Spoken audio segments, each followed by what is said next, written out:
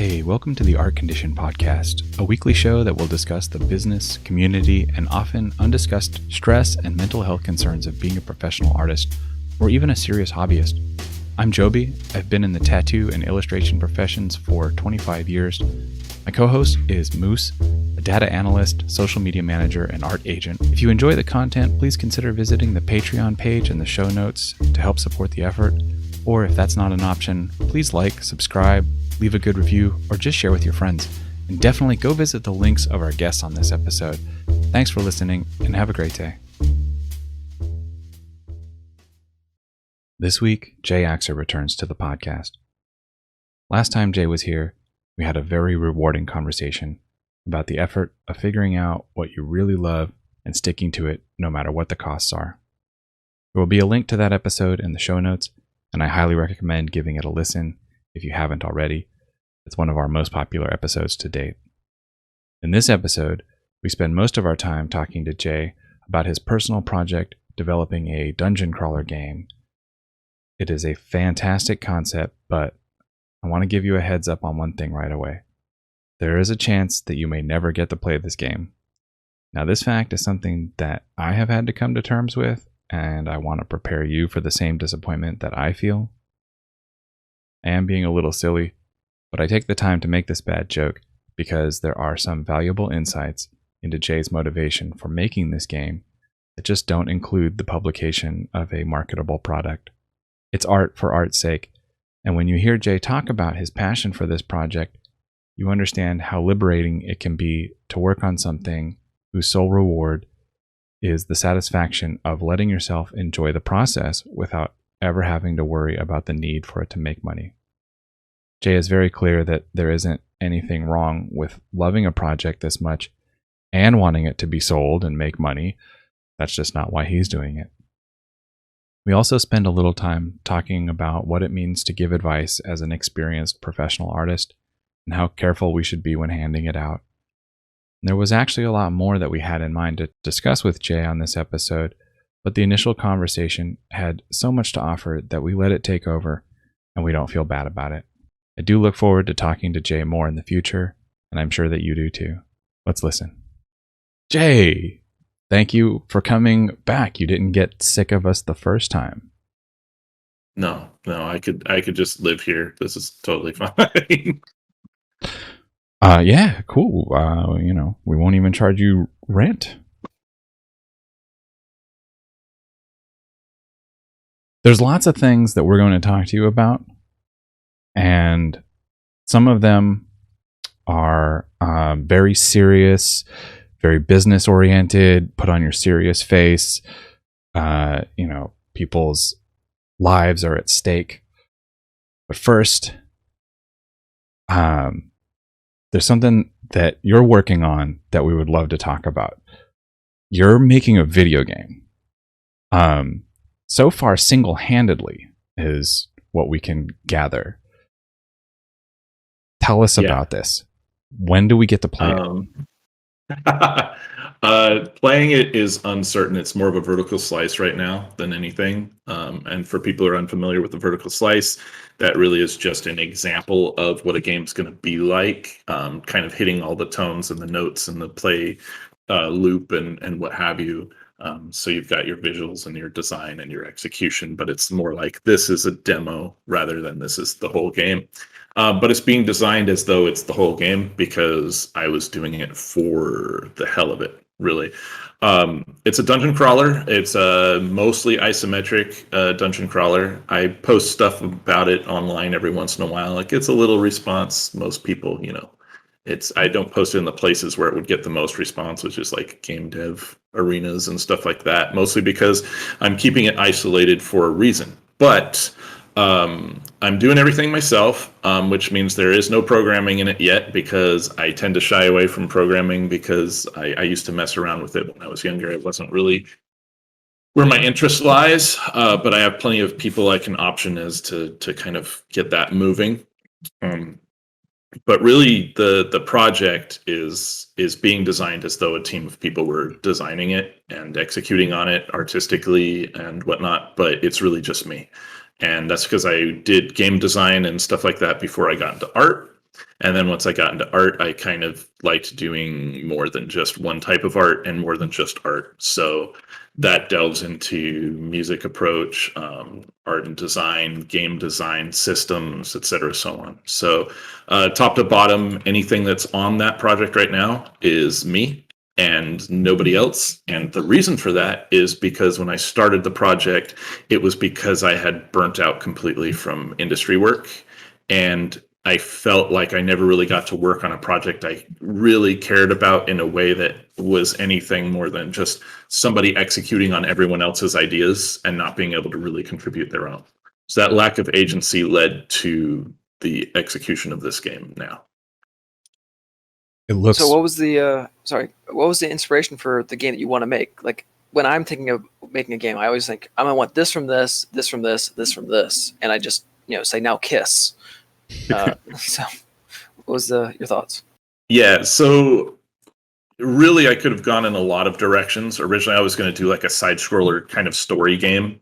And I realized it was a little too similar to like Night in the Woods or something like that. And the last thing I want to do is work on something for fun and have everybody immediately go, oh, that's like Thing. That's like Thing. And I'm kind of, you'll get that no matter what. But I kind of was like, I'm going to go a little deeper than this.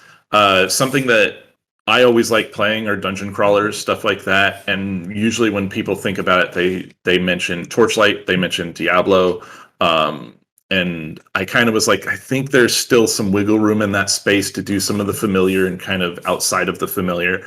But a lot of design in dungeon crawler or in RPGs and whatnot is reiteration of the same ideas, but not going too far out of it. Because once you leave the mainstream, you kind of leave your audience behind. That's why a lot of times you get like the Holy Trinity, which is, a tank, damage dealer, healer.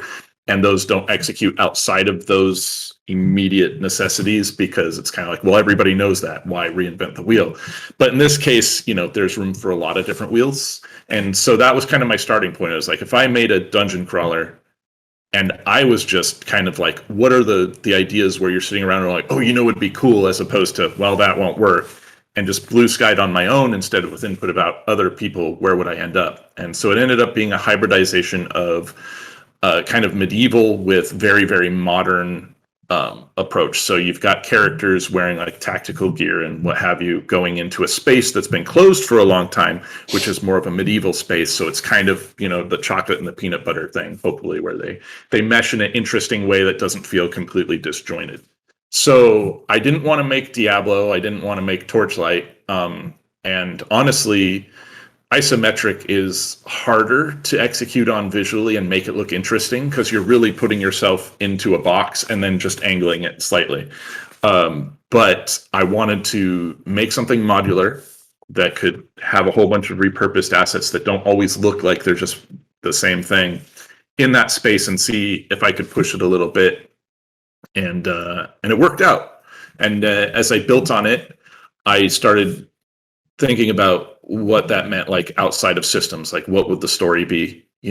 What would the story beats be, and how could that be put into a gameplay that's meant to have kind of like a roguelike loop to it, but not a roguelike like Hades or something, which, by the way, when I started, Hades wasn't a thing and hadn't been announced at all. So it had nothing to do with Hades. Actually, Hades kind of upset me when it came out because I had recently shown people some stuff and they're like, oh, cool. And then Hades came out and they're like, oh, it's just like Hades. And I'm like, no. Hades is like what I was doing, if anything. But that's just, you get that in the industry too. People doing tandem ideas. I mean, isometric roguelite is not going to be like a particular thing. Plenty of those will still happen. They'll happen now. But Hades is very, very different from what I was doing. I want it to be very story-focused, story-heavy. And actually, one of the number one inspirations was Rogue Legacy, if you've ever heard of that, which is where you choose one of a number of characters with traits. You play that, and when they perish, then their progeny is kind of what you choose from. And so I went with an Explorers Guild where there are different classes, which are different characters. And you could choose from a set number with those varied stats and ranges. And as you unlock things, anytime you die, what might pop up is just from a greater pool. So it's similar to that, but it's got a lot of progression because systems-wide, systems wise. Sorry, I know I'm kind of going on weird tangents, so hopefully this isn't boring as hell. But what keeps me engaged in a game is heavy exploration and heavy levels of progression. If I'm playing the game for 20 hours and on the 20th hour I'm playing the same game I was playing at the 10th hour, and at the 10th hour I'm playing the same game I was playing on the first hour, I feel that for this project that's a bit of a failure. There should be things that are being introduced that weren't in the pool before, things you're coming across and circumstances you're discovering that you didn't know about before, and systems that are able to build on that. That's extremely complex, and we're certainly not approaching the Dwarf Fortress level of complexity, which really can only exist to that degree because it's not supported heavily on the art side, and it's really just text and systems and execution. But it nestles itself pretty heavily on the discovery and exploration angle. And with that, you get story. So it's a huge undertaking, but done in a way that honestly, I think a small team could still execute on it reasonably and finish the project. It's really just kind of trying to avoid pitfalls that I didn't really like in games I played, but is still hitting home with me because personally, everything that's done is just done the way I would want it to be. And if it resonates with people, and so far, anytime I talk about it, it seems to resonate pretty heavily, that's cool. But a lot of the heavy lifting still needs to be done. The tangents are awesome. And it's, why we wanted to open with talking to you about this rather than all of the like boring business stuff, is because you're obviously like so enthusiastic and excited about this. And we all love games here. So, and most of the people that listen to this podcast are probably going to be as well. But for me, I get into a game, like I love gaming, but when I really get into one, it's like once every like 5 to 10 years. And recently I've been playing a lot of Divinity 2. So like, and my awareness of like other things is like very limited. So everything that you're saying is sort of like filtered through this like fabric of Divinity Original Sin. So I'm like, what would that be like? Is it like this, or is it like that? So there's a few things, in case anybody like me is listening, there's a few things that you've talked about that we could clarify. You said roguelite? Is that what you were saying? Yeah, so the idea being that, because there was a game originally called Rogue, where when you would perish, you would basically start over. Roguelites there's roguelikes, which are games that are like that, and then roguelites, which tend to feature more permanent progression, and that's more what I'm looking at. So the idea is when you play your character, let's say you pick like a warrior or whatever, and each character has a mini tech tree. It doesn't go super high, so there's 3 different areas on that tech tree of specializations, which means as you level up, gain experience, play the game, you can customize this character's abilities and passives to suit your personal play style or equipment you've found. Pretty common practice. But when that character dies, that progression and that character is gone. But it will have affected the world, and there are certain things you will have unlocked or put progression into, or if you went back to the guild and poured money into, or what have you, that will be permanent, meaning the next time you play a character or choose a character, that character benefits from those. And moving forward, that could be an increased pool of characters or better stats or et cetera, so on, that could show up. Things that affect the world in this case is like if you are playing a warrior and your warrior dies, you as the next character might come across that warrior's corpse, or that warrior's zombified form, or that warrior's ghost. Pretty common practice. But one of the things that we try to push, and by we I mean me, in this project, is a little bit more interesting systems. So for example, if you were collecting a lot of mushrooms, the more mushrooms you have in your pack when you die, the more likely it is if you come across where that corpse had perished, there would now be a whole colony of mushrooms in that area. And if there were other mushrooms, maybe they hybridized with those mushrooms and created a new type of mushroom, depending on stuff like that. If you were carrying a legendary sword, then perhaps when you died, the corpse may be there, it may not. So a random amount of time passes when you lose a character to when you choose your next. So you might actually just come across like a coroner's bag, which is part of that modern thing coming in. So instead of like a coffin or a headstone or anything, it's a modern coroner's bag, which you can open like a chest, by the way, at your own peril. That legendary sword might be there. It might be gone. It might be broken, but one of the possibilities is if you were in an area that had a certain amount of, say, goblins, let's just go with generic goblins for the sake of, a goblin might have found that sword and then is now leading an army as like king of that group of the goblins using that sword that you had because it imbued that goblin with all the abilities of that sword. And now if you want it back, you've got to fight that guy and his army to get the sword that your previous character had. One of the better examples of like kind of silly ideas that I want, which goes into the exploration category, would be like if you were carrying an item, let's say it's peanut butter, right? You've got a jar of peanut butter on your character and you're fighting a bunch of monsters and you die. And one of those monsters happened to be like a slime. You could come back and then that room might have a slime that you hadn't encountered before, which is a peanut butter jelly. But it's cute, fun ideas like that, that then that new monster might yield a new type of drop that you wouldn't have gotten before. And very few circumstances lead to that. There's a risk with that kind of design, meaning a bulk of your players may not encounter it, but also there's a reward that if you do, it's unique, it's interesting, it's fun, and it works on many layers. And also people tend to then tell people about this, and then they try to reverse engineer how did this happen. Sometimes it's obvious, sometimes it's not. But that kind of discovery goes in with that experience that plays off of the roguelite experience, to bring this back to what we were talking about, where when you die and there's permanence to your death, that also permanently affects the area around you. So death becomes, yeah, it can suck, but it also becomes interesting and part of the fun play experience. Because one of the things I don't like about a lot of like roguish games is when you die, you permanently lose everything and it just feels bad if you didn't accomplish what you sent out to do. What I'm trying to do is curb that experience so that you might feel a little bad, but now you're like, oh, what's going to happen now because of that? And what new opportunities and choices do I have as a player versus just, oh, all my crap's gone and now I'm angry. So since you're going with the comedy route slightly, it sounds like a little bit, I was thinking like, this is me throwing out my ideas into your game, which you can accept or reject. Is like having like the chalk outline of the person if you revisit the room of the previous character died in.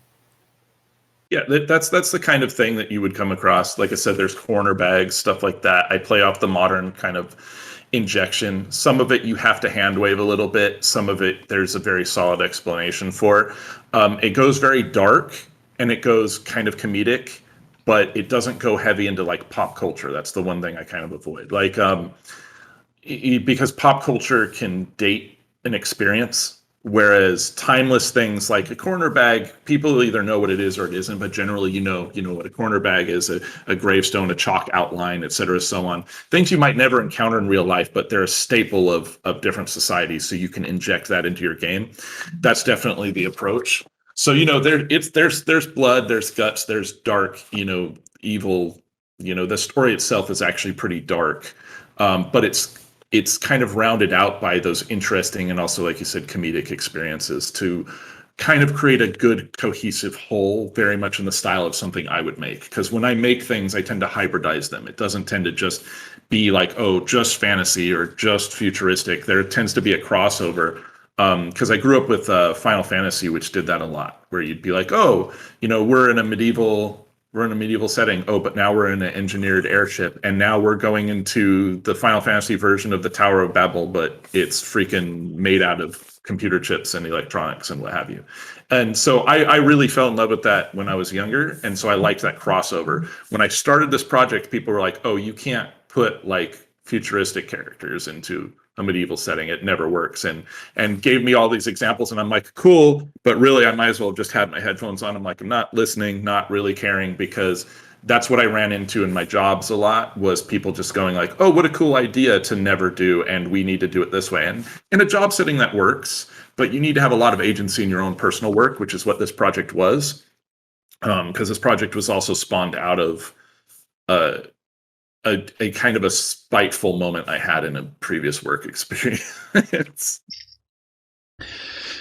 It's brilliant. Like, so much of what you're talking about, the one, I never played Final Fantasy, but that's one of the things that like really caught my eye about your project, is this mix of sci-fi and fantasy, and like, you know, where you have like spell books strapped to people's belts, but then you also have like mag pouches on military style vests and stuff. Like, that's awesome. What is it when people are saying, oh, you can't mix those two? Like, why? I didn't listen too closely to their reasoning, to be honest with you, because I started to get a little selfish at that point. But it was just different examples. There was some game or something, I forget what the name of it was, where they're like, yeah, it really failed in this instance. And I'm like, you're right. You know, there's obviously, you know, there's a person, you know, who shouldn't have breathed at a certain moment, so we should all never breathe again. That's clearly the way to design things. Like, I don't believe in that. So really, when someone has a vision, it could be a good vision, it could be a bad vision for a project. Not like I'm seeing things in the desert kind of vision, but hey, if that works for you, sure. But when you get a really good art director and they have a really strong direction for a project, if it works out, everybody says they're amazing. If it doesn't work out, they're like, oh, they're the worst art director ever. But really, that's what you're doing when you're making your own project, is you're taking that kind of gamble, and you have to put that kind of, you know, this is what I know I'm going to do, and I'm going to do it, and it's going to come together because I can see how it's going. You're directing all your own stuff. So getting feedback from people you don't want feedback from in the duration of that can be harmful, more than it can be helpful. You need to know when to ask people for feedback, bounce ideas off them, see how it's hitting, certainly, so you're not just in your own head. But I wasn't going to explain this for people who were curious and then just take all the feedback and be like, oh, you're right, this isn't going to work, let me just completely delete the whole project. Like, that's a ridiculous way to design. And honestly, like I said, something that I was meeting in some of my worst jobs that I worked, where people just didn't want to hear ideas. They just wanted you to execute on their one idea, which is why I'm doing this alone, because I don't want to do that to other people either. I have a very specific idea of what works and what wouldn't here, but I don't want to have somebody else come on as an artist and be like, oh, I want to help you on this project, I have all these ideas. And I'm going like, nope, that's not the way I was going with it. And then every day they come into work and they're just like, this sucks. All I'm doing is just doing Axer's ideas and not my own. Because like I said, that's kind of what spawned that project, really, was I was working and we were supposed to do a modular wall set at work. And I designed a 2D solution for this. And I was like, it's pretty easy. It's pretty, you know, simple to make, really easy to understand, really easy to execute within the game. We can get a lot done in very little time. And I was told, no, that was a stupid idea and I should maybe just kind of keep my mouth shut. And I'm like, wow, okay, that's, you know, toxic, but sure, thanks. And they ended up going with a different idea. It totally didn't work. I knew it wouldn't work. Other people knew it wouldn't work, but, you know, we weren't in charge. So you're like, okay, you go with it. And I kept running into these snags. So what I did at some point when I wasn't on that project anymore, I was actually between jobs at the time. I was just like, you know what, for fun, I'm just going to do some of this kind of 2D execution. And I made like a modular wall set, which was the first walls I did for this dungeon, actually. And I was like, yeah, that works just fine. It looks good. And I can kind of do it my own way and not worry about it. And I just started building off of it. And I don't usually stop with stuff like that if I have the time. So I was like, what if I just made more assets of this? Now I have thousands and thousands of assets for this. And the example rooms work and the characters work, and I have them in perspective, and the execution, like I said, is treated like a normal game would be, which means there are limitations on what you do. You can't just blue sky all the time if you're going to actually execute on it. But that agency I was lacking came back, and suddenly I was working morning to night on this because I was actually interested in it. And part of that interest came from, I knew I could affect it, and I knew that I wasn't going to get shot down every second of every day when I was working on it. And this is actually, something I'll talk about later in regards to working with a team in the game industry or any industry really, is having to balance that out and understand what leadership means and what, teammates should and shouldn't probably be prepping to contribute, because you can do anything on your own. You can't do anything all the time in a team setting, but you need that balance. So I just started running with it, and I really liked where it went. And at this point, I'm like, yeah, if I was told, oh, you can do nothing but work on this project for the next 5 years or whatever, I'd be like, if I making money and sustaining myself, I could totally do that, and I'd be really, really happy with the result. But that was, like I said, born kind of out of spite, not a really good place to do it, but I turned that kind of dissatisfaction into creativity. So I think that's a plus. When you hear about games coming out and the development can go on for years, and this is when there's a large team of people working on a game, and then you're one person doing the majority of this. I hesitate to say, I was kind of kidding before, well, when do we get to play it? But I'm also thinking of like, well, how do I tactfully ask, what's your ETA? Because I'm sure the last thing that you want is like, pressure for like, oh, right, Jay's taken forever. He's been talking about this game for a million years. So I don't want to go down that road. But I guess what I'm wanting to know is like, how do you map out the process? And do you have like landmarks that you want to hit, or do you just kind of work at it just at your leisure whenever you want to? So what I started with was I made kits. I wanted some environment kits. Like I said, I'm treating like a vertical slice, which means you want to show kind of where it's going to flex into visually, where it's going to flex into design wise, which means I had to design a set of characters. I ended up designing all the classes, but I needed to do it like at least 10 or something to give some examples. I need to show what the UI is going to look like, show what those tech trees I talked about look like, show what the weapon range, armor range, stuff like that's going to be. So I was like, okay, I need to hit certain screens, character information, locational maps. I literally have pretty much anything you'd see on a status screen, from load and save screens to more relevant gameplay information.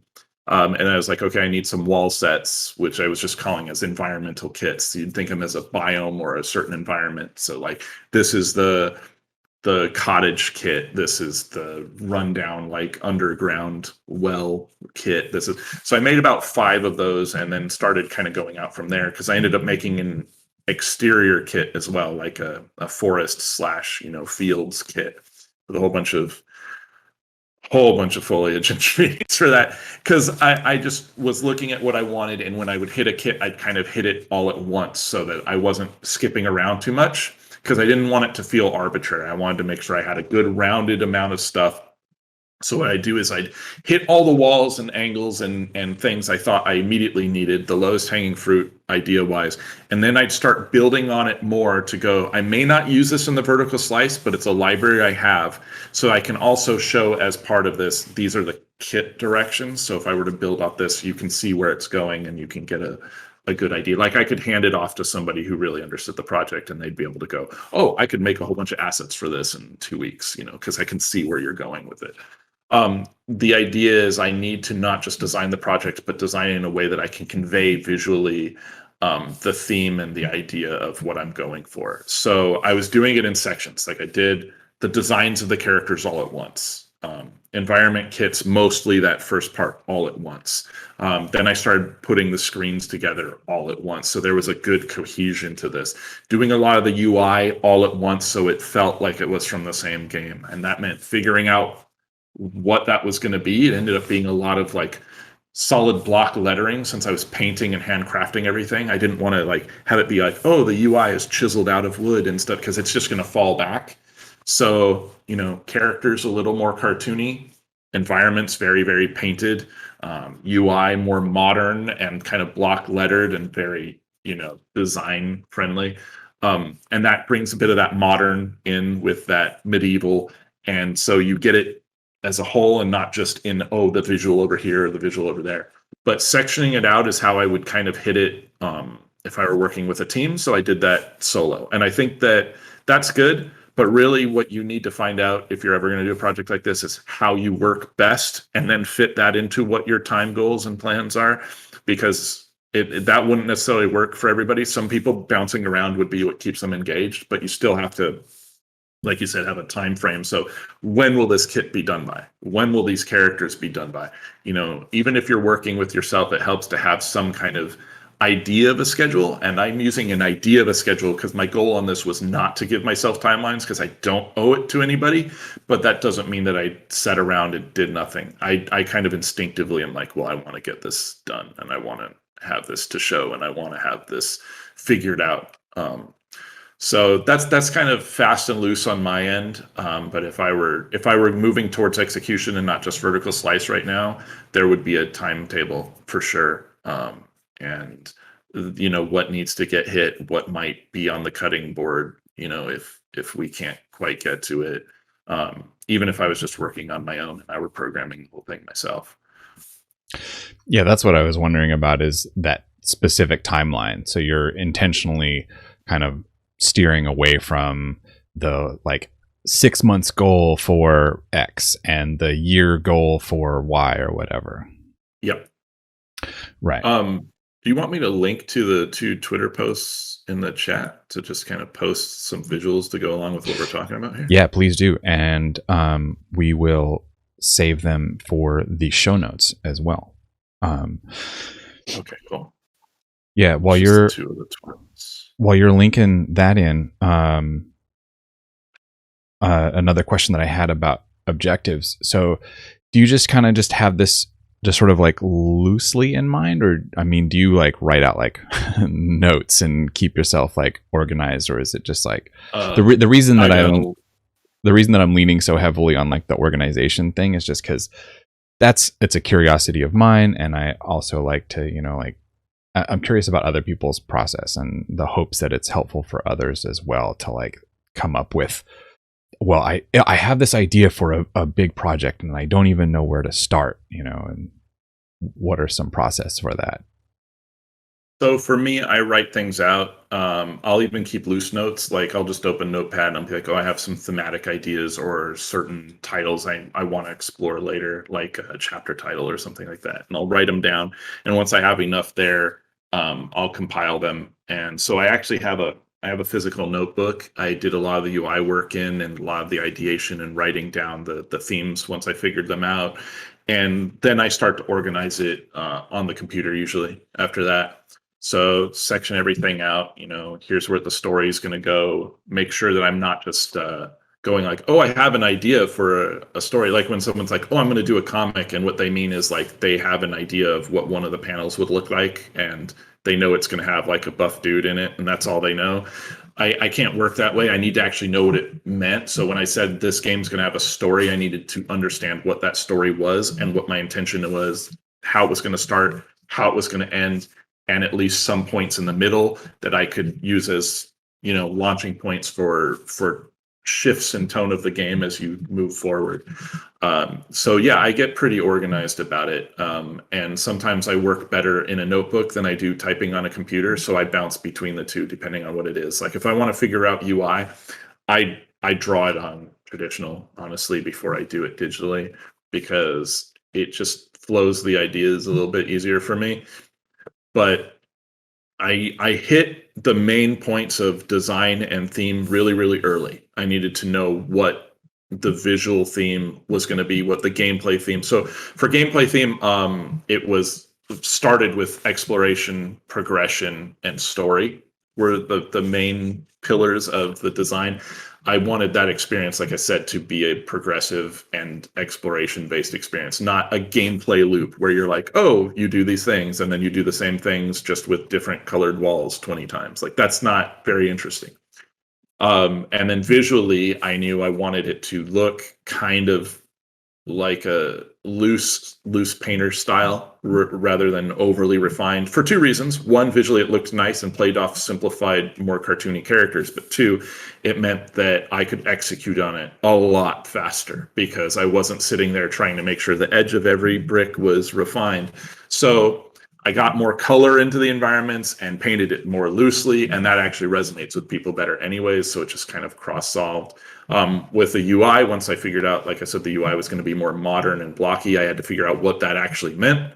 Played with that out, got some notes. So really it was just boiling each approach down to its basis parts, so I could, if I were saying, like, talking to you now, I could mention what some of those would be, and I could understand them and execute on those. And so I have little organized sections for environment kits, story kits, character kits, etc., so on.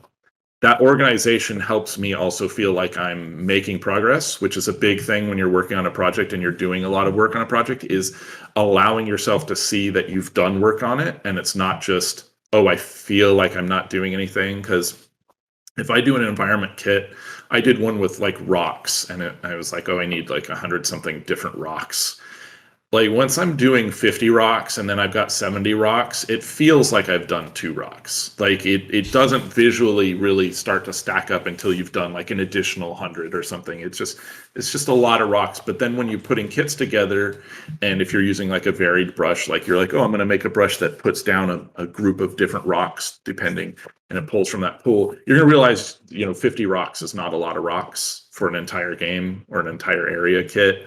So, because this isn't in 3D, it's all 2D. So what you see is what you get. You can size things, you can flip things, and you can adjust the value or hue on things. But if you make a rock that's a big cube, it's always going to be a cube. It's not going to be like you can turn it and shove it in the ground like you can in a 3D game. So having that organization and going, okay, I've made a lot of progress with this, really helped make it easier. And if you're like, oh, I did the door set, I made 10 different doors and they've all got, open and closed states, and they're angled in the different directions.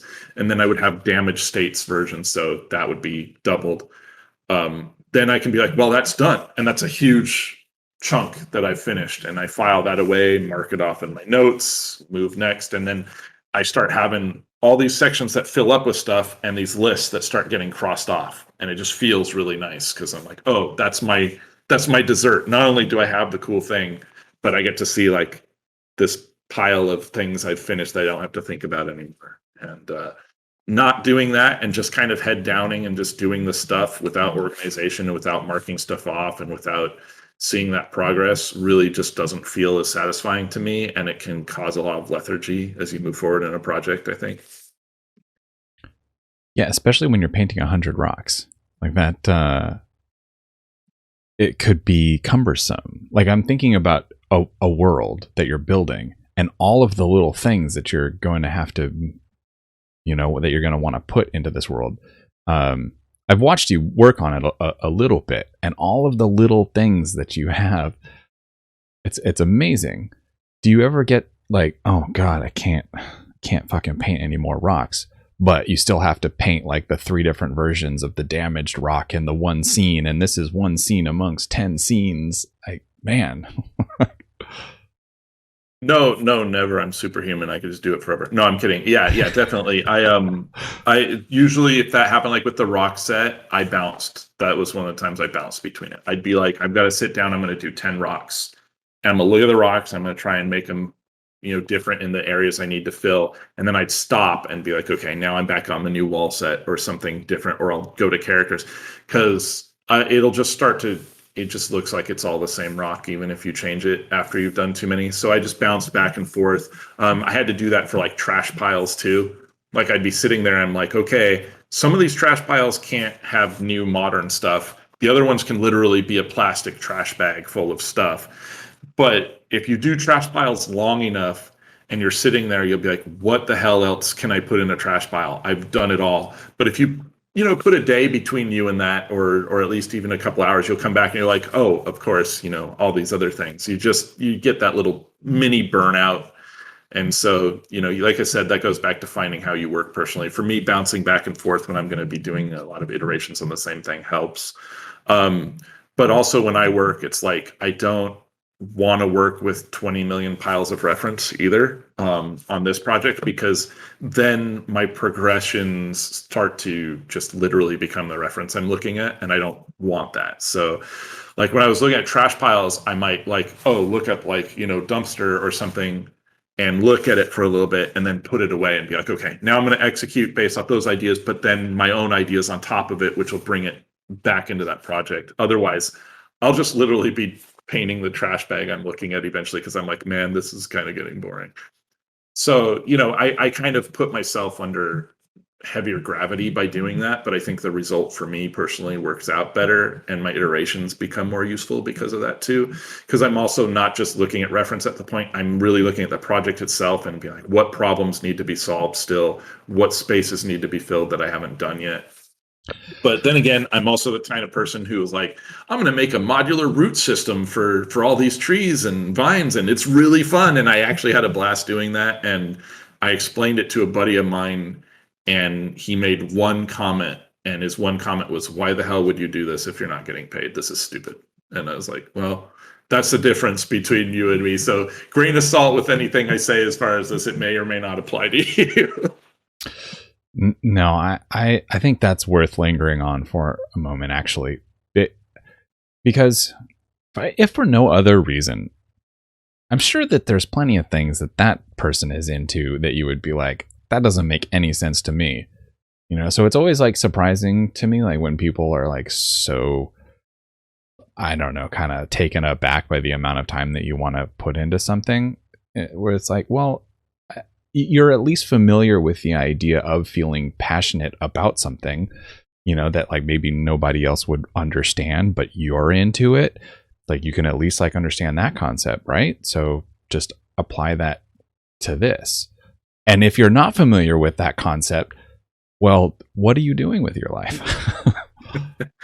I think it was a situation where the person I was talking to, everything they do is for money. Like everything is like, if they do anything, it's got to be something they can also sell. And I was actually doing this purposely to move away from that a little bit. And so there was a big disconnect there where I'm just like, yeah, I'm doing this for fun because I really enjoy this and it clears my head and it feels good in a way that my work for money never has.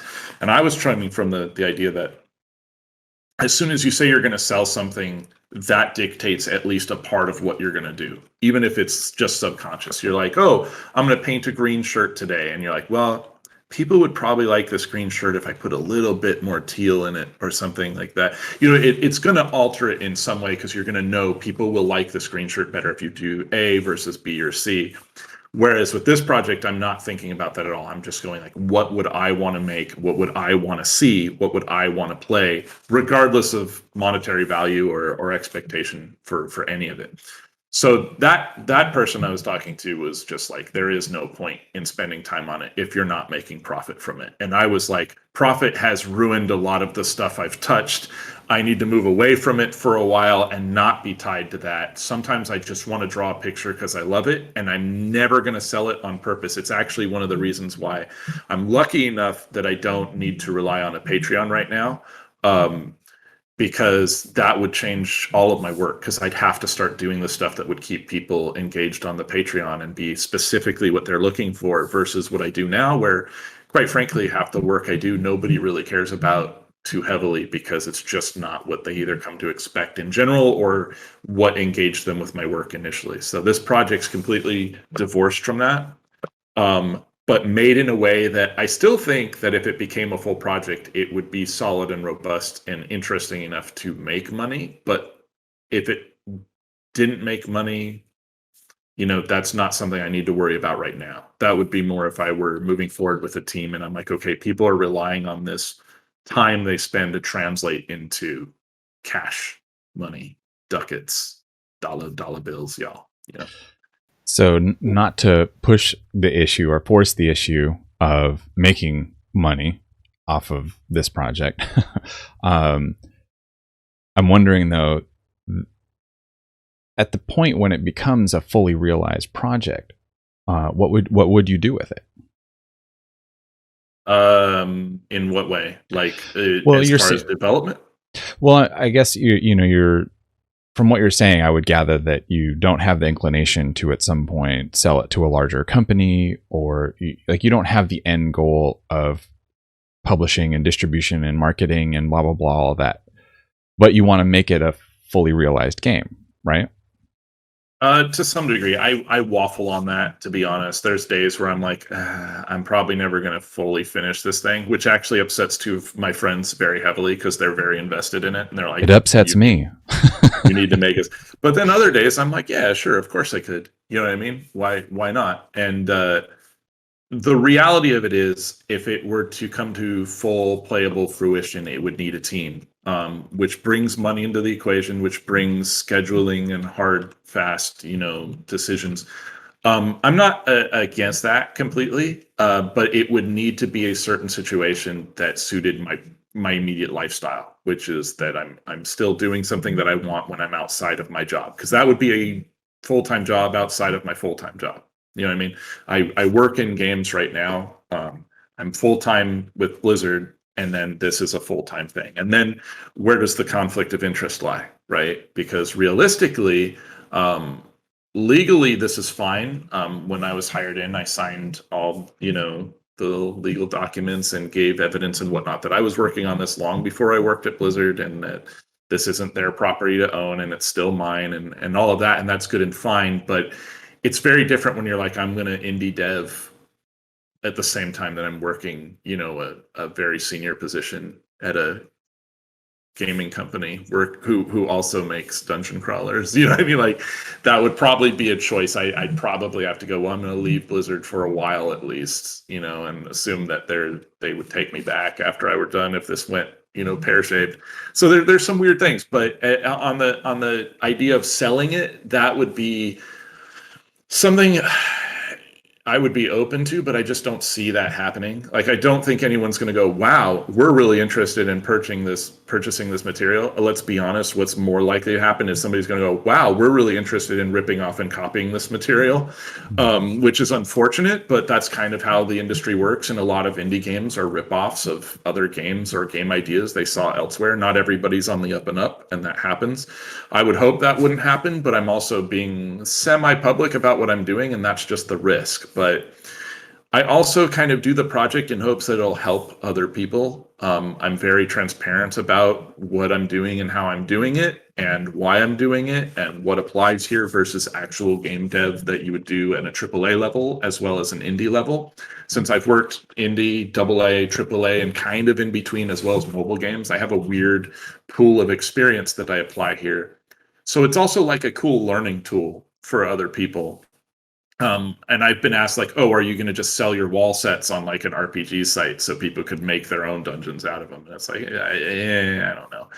But if a company, as a thought exercise, if a company were to come by and they're like, we have money and an interest in this project, and we'd like you to be attached to the project, but we're going to kind of develop it, which means we want input, because they're going to want input if they're making it.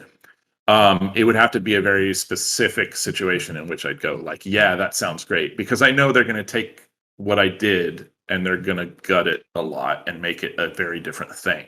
So then I'm going to honestly be looking at, like, is the money good? and can I still say, like, well, these were my ideas versus these are the product that came out? Because beyond that, it just becomes a new thing. And is that evolution a butterfly, or is it just a uglier caterpillar, Well, I am loving this conversation because this podcast, being focused on business and marketing and whatnot, the profit motive is implicit in a lot of that. So it's something that we talk a lot about.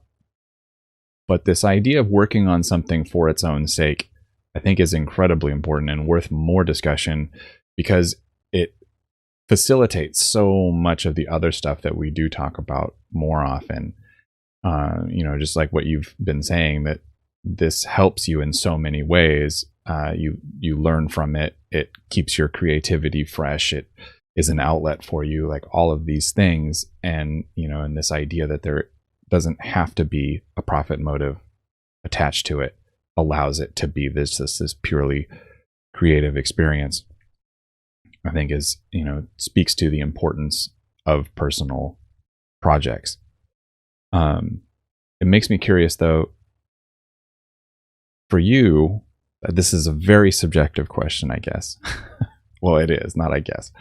What makes a good game? Man, that's a different question, just depending on so many factors. Let me ask then, like, what makes a good game to make, or a good game to play, or both, or where are you coming from on this one? Well, not to duck out on my own question, but I'll just say yes, both, all of the above. Wax philosophical about your ideas of making a good game or playing a good game. Okay. Before I talk about that, obviously this is very subjective, like you said. So this is just my personal ideas and not me saying this is absolutely what makes a good game. First of all, I personally think that what makes a good game to play versus a game to work on, it can be very, very different, because some of the best games I've played were probably hell and back to work on. I would say a prominent game that I thought was pretty good was like The Witcher 3. That's something that went around and became like a phenomenon worldwide, I guess you could say, where, your activities and choices can kind of affect things. There's an interesting character. It's based off source material, but they're doing their own thing. The world's fully realized, and there's a lot of it, and there's like a whole bunch going on, moving parts, but development on that game was very, very hellish. So while I enjoyed playing that game was built on the blood, sweat, and tears of many, many people who, once they finished working on that game, went to other companies for a reason. So, the development for what people would go like is a really good game is a very different discussion than what just is a great game. I think a good game to play changes depending on who plays it, just because obviously their taste, but to me it fulfills its own purpose solidly throughout. It doesn't just kind of fall off that wagon or go into what I like to call like the kind of mobile effect, where you're just like, oh, I have a cool idea for like a 10-minute game, but let's make a game that doesn't respect your time and just does that over and over and over and over again. And it's supposed to be addicting for some reason other than gameplay, like Skinner box type stuff. So I don't really count those as like good games. They're good money makers. People will call them games. Realistically, it's the same kind of engagement you would get at like sitting at a slot machine sometimes, though, where it's really the carrot that's on the stick that's more interesting than the activity you're doing. So for me, like a game that I really like is Super Mario World for the Super Nintendo or the Super Famicom, depending on where you were, when you were, which is just a simple platformer, very basic ideas. You jump, you can hit things, you can stomp on things, and if they have spikes, you probably can't stomp on them or hit them. You get coins, you get enough coins, you get an extra guy. There's a few power-ups, one that can make you fly, and a little dinosaur buddy you can ride. Very simple ideas. You tend to go left to right, sometimes right to left, sometimes up and down. But it's just at its heart a platformer where you run and jump. And every level in that game, not every, but almost every level, introduces either a new visual or a new mechanic. And there's a lot of levels in that game. And some of them are optional. And it's colorful, it's fun, it's true to itself from design bottom to design top. And in that simplicity and understanding what it wanted to be, it created a very well-crafted experience that if you like it, its joy comes in the replayability, where you can do the same level again and again and still just have fun, because it is inherently a fun experience. And the fact that levels are optional and they put secrets where certain levels will be marked a different color than they normally would be on the world map, and you'd go, oh, there's an extra exit there, it might lead to something. It just added this extra level of agency to the player, to something that doesn't need it, which is just a platformer. And it just created this fun experience that you can beat in like under an hour. And I play it at least once a year, every year, and introduce it to friends who haven't played it. And it's just a joyful, fun experience that I think is a good game, because it didn't reach too far. but it didn't go, we're going to disrespect your time and just have you do literally the same thing over and over again. It feels like it was a game that was designed by people who were making something they themselves found fun and were sitting around going, oh, you know what'd be neat is if then this did this, and then they did it because they knew how to make a game and they knew what fun was, so they knew how to package that in something they could execute on. So that was probably fun to make too, though I bet their timeline on it was pretty slim because that was made back, when teams were very small. I think the Mario team was like 10 or less people. I like to talk about like old Mega Man games for the NES, like number 2 and number 3 were made in 2.5 and 3 months respectively, I think, start to finish. So everything was made in a whirlwind in tandem. Music was being made when levels were designed, and interpretations of bosses were then being turned into pixels by the people who drew the concepts for them. And, people sleeping in the office, but then they finish the game and they're like, we love this game and it was really fun. Indie devs now will make a game that's like Mega Man 3 and it'll take 2-3 years to do what they did in 3 months. So I don't think it was a healthy pace they were doing back then. So that's why the development versus what a good game is it's a very different discussion. A good game to develop on, I think, to talk your ear off, I'm sorry, is a game where the vision is known. You know what your goal is, but there's still wiggle room to get to that goal in a way that you feel you're able to contribute and enjoy making your contributions. To give an example of what that means, I worked on a team where I had no agency. The vision wasn't mine. I wasn't allowed to contribute. I was supposed to just execute, not even in my own art style. I was supposed to be mimicking somebody else's. I was hired in under the guise of, this will be fun to work on, and we really love your work. And then I was brought on and told, your work's nice, but really you should be copying this person and just do these ideas. And anytime I brought my own ideas in, I was told, don't do that. It was bad. That development, I didn't care if the game was good or not anymore because I felt like I could have been anyone and it didn't matter. It took the dream of being a creative in a creative field and bashed it into, like, I had more creativity working bagging groceries when I was a kid. You know what I mean? Like, I got to choose where the groceries went in the bag, and if I did it right, people were happy, or maybe they still yelled at you. You never knew. But every day was the same. And the pay was bad and the position was bad and it was garbage. So, part of what makes a good game to work on isn't just the project you're doing, but also the people you work with and how you work. And I could talk 5 hours about just that and what that means and how that can go right and how it can go wrong, and how also my experiences with that are so minimal compared to the broad spectrum of experiences anyone could have. That's why, like, when people discuss game development online on social media, it's an interesting discussion because a lot of people don't discuss it. They just say, oh, this is how the industry is. And the industry changes depending on what company you're talking about, who you're talking about, what their station is, what the project was, et cetera, so on. So there is no absolute. There's just what's the general direction it's going in. But that's a completely different tangent. I think that what makes a good game is something that's just made to be enjoyed and doesn't have a secondary idea of how to get more and more money from you. Like, I don't think it's got so much DLC that you're buying the game 40 times over, because that seems like it's not meant to be enjoyed. It's just meant to make money. Games are an industry. They're meant to make money, but I think good games, solid games, can ride just what their normal price tag is. That's an opinion. Not everybody agrees, but it's an easy opinion to have right now as the market is saturated with, like I said, Skinner box games and like, I played Destiny 2, but dude, they're selling emotes for $15 for an emote. Like, the game, you buy 4 emotes and you've bought the whole damn game again. And I like that dance, but $15, like, this is, if you want to enjoy everything in this game, you could get it as a drop. Sure, over the course of a year, you might get one thing you want. It's just becoming, are you rich? Then you can enjoy the game. Are you not rich? Then, well, you get the base idea of a game. And I don't think that that's a good way to go. I still play the game because I'm a sucker, but but I don't like it and it doesn't feel good. And every time I play it, I'm closer to going, you know what? I'm really supporting a system I don't believe in, and maybe I shouldn't be doing this. If you were on the Destiny 2 team, then you would still be saying these thoughts internally, but you probably wouldn't be voicing them externally, right?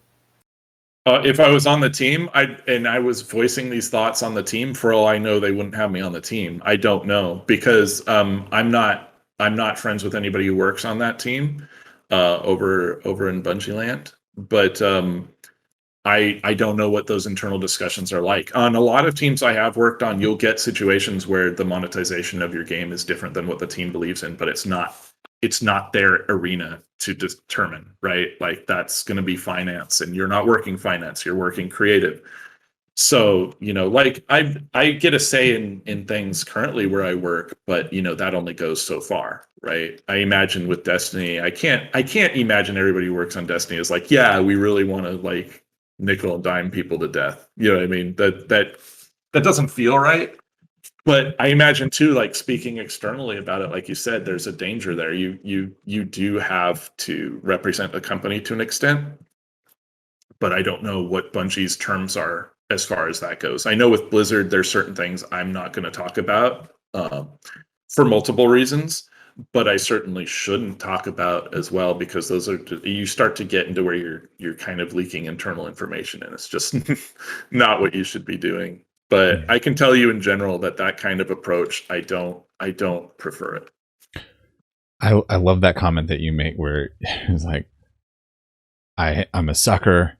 I keep playing it. I don't enjoy it, and it sucks, but I keep going back. I'm not laughing at you. I'm hopefully laughing with you.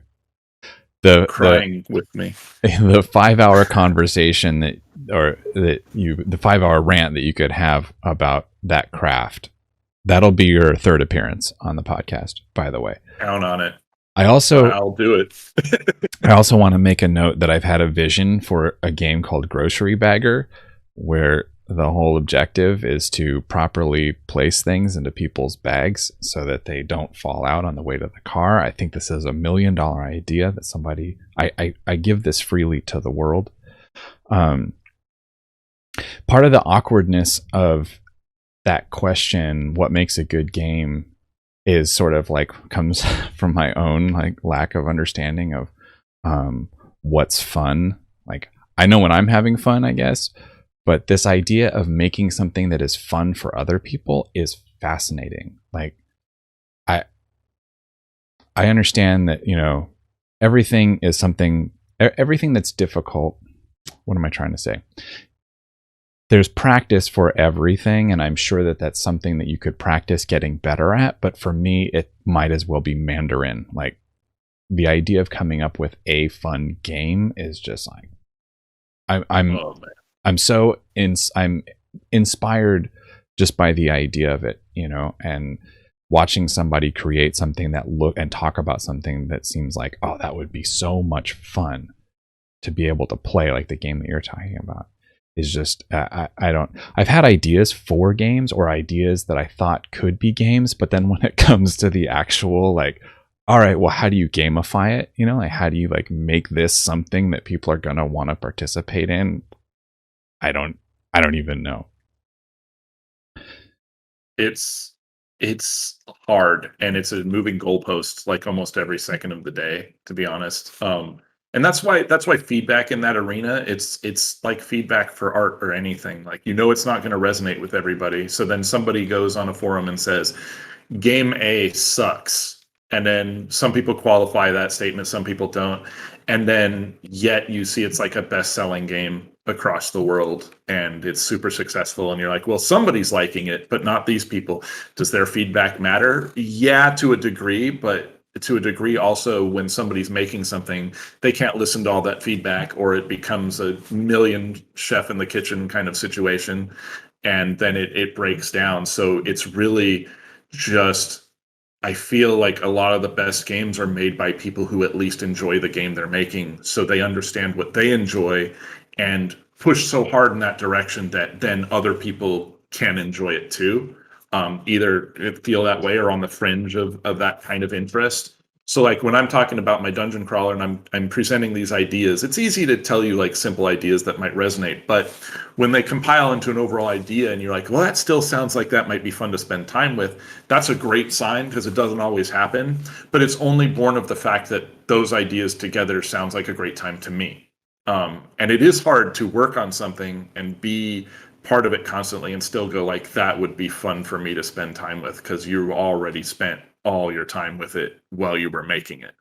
But it's a great way to make a game if you can. Like I was saying, when people come up with internal expansions for Hearthstone, it really is out of just excited conversations of what are we excited about, and collectively can we all kind of, or most of us, get on board with this idea. And if the answer is yes, then boom, we got ourselves an expansion. That's where we're going with it. And it's hard to do that in a team. It's hard to do that alone and be excited about what you're working on. Then, like you said, the mystified situation comes of how do you get everyone else in the world to be excited about your thing, especially when it's considered cooler to be jaded and say how lame something is the moment you hear about it than to admit you might, oh no, accidentally enjoy something. Nobody wants to be like, oh, I'm just having a good time. Everybody wants to be the smartest person in the social media room, where they're criticizing everything and just like, oh, well, yeah, I guess that's a good idea if blah, blah, blah, blah.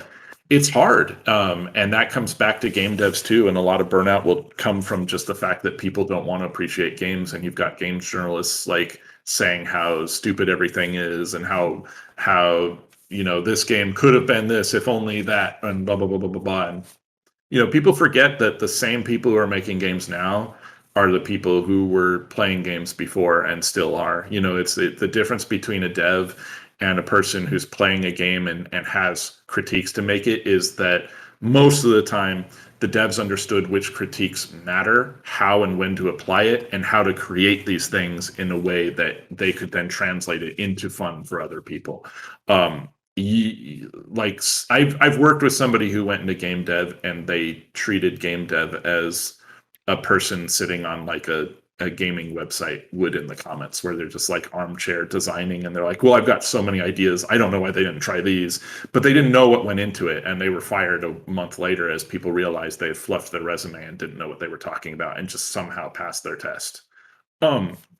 It's a difficult thing to go create fun and whimsy or whatever while you're clocking in every day and your financial, well-being is linked to it. And also, if people just happen to not enjoy this entertainment you're making, you're probably out of a job. And also you get to post a resume where people look at it and they're like, oh, you worked on that? Ooh, I'm sorry, bro. That's unfortunate, a majority of the games I worked on were failures, and nobody likes to talk about that because you want to be proud. It's like posting pictures online, right? You only post the ones that you like or whatever, and then don't show in progress. They might know you're a human being. Oh, you messed up on a picture. Never talk about that because you got to be perfect. And people feel that way in game dev too. Like it's like you're finally made in game dev. Now you get to be untouchable. But I take it from the approach that it's better to just show how human everything is, so people realize that, it's not as cut and dry as people think it is. Like, oh, the devs, they should know everything perfect and they should have blah, blah, blah. It's a huge undertaking to do a AAA game. You've got so many moving parts. Many, many people won't agree on what's being done, but the decisions have to be made. Pressure from inside, pressure from outside, investors, management, producers, and publishers and all of that. So then it's a miracle that games get made and are fun at all half the time. I think this is why so many new studios are popping up. You've got a lot of indie studios. You've got a lot of people going like, well, we're going to make games the way we thought they always should be made. It's a cycle. And a lot of the times what will happen is those companies, they will make games the way that they should have been made. They'll get successful. They'll have to ramp up. They'll start relying on investors maybe. And if they don't, good on them, because, actually owning yourself. But as they start making bigger projects and needing bigger teams, they will become the new iteration of the thing that they left. And then people will leave those and go, well, I'm going to go make games the way they're supposed to be made, with a small team who cares about the people in the games. And it's like, you can't have huge business without repeating that cycle. It's unfortunate, and I think it's getting better, but the result is still, when the games hit people on their consoles or their PC, is it fun? Is it not? Like you're talking about Larian Studios' Divinity Original Sin. Original Sin 1 and 2 are both magnificent games, really good experiences. I feel like without trying to make a Dungeons and Dragons game, those games got pretty close to feeling like you're playing a Dungeons and Dragons video game as opposed to tabletop game. They let you do a lot, they let you experiment a lot, and there's a lot of wiggle room in there, and fun little stories and what have you. You can play it alone, you can play it with other people. I played with Cammy, and we stole pretty much everything in the game, and I